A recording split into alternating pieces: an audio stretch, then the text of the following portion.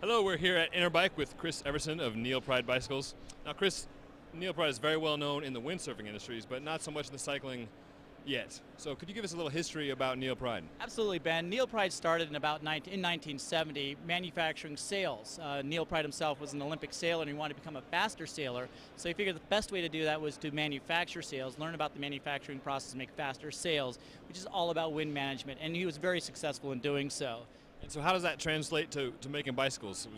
I get the aerodynamic part, but what about the carbon fiber manufacturing process? What translates there? We also very innovative in carbon fiber manufacturing. In the mid-'80s, Neilpryde was very innovative in developing carbon fiber sail masts, again for the sailing industry. So at a time when bicycles were just getting into aluminum, Neilpryde was actually producing, manufacturing, and engineering with carbon fiber. So a very strong heritage in carbon fiber manufacturing.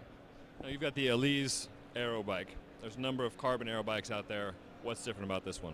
Well, the one that makes this one so interesting is with all that wind management history with the Neilpryde brand, we've been able to apply that to the Alize bicycle. And we've worked with a number of people to kind of give us a nice design aesthetic. BMW Design Works USA was fantastic in working with us on creating an out-of-the-bike industry aesthetic for the Alize bicycle.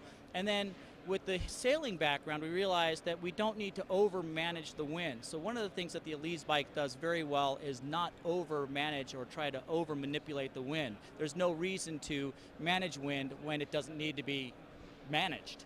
So it's a very slippery bike from, working from sails, working from yaw angles up to 40 degrees, whether it's a head crosswind or tail crosswind, we can manage that wind very well when it needs to be managed and avoid it when we don't need to.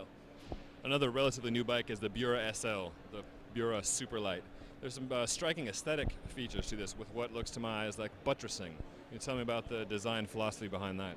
The Bocek SL was bred from the Diablo bicycle, which we put underneath the United Healthcare Professional Cycling Team, and they beat the tar out of that bike this entire year with some fantastic victories and some big races around the world.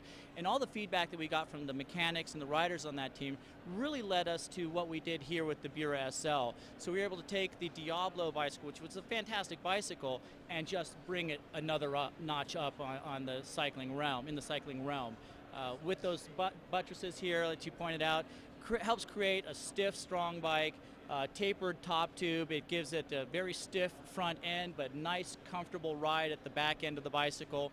One of the things we learned with the Diablo, it's a very rigid bicycle, and then for the longer rides, you want a little more seated rider comfort, so we designed that into the bicycle without losing, as a matter of fact, improving the bottom half of the bike's rigidity for power transfer. And finally, let's wrap up briefly with the Bayamo time trial machine. Yeah, that's a brand new bike that we've brought out. We've just gotten a few of those to the team. We've got some great results out of that. Again, we've been working with the BMW Design Works behind the aesthetic of the bicycle.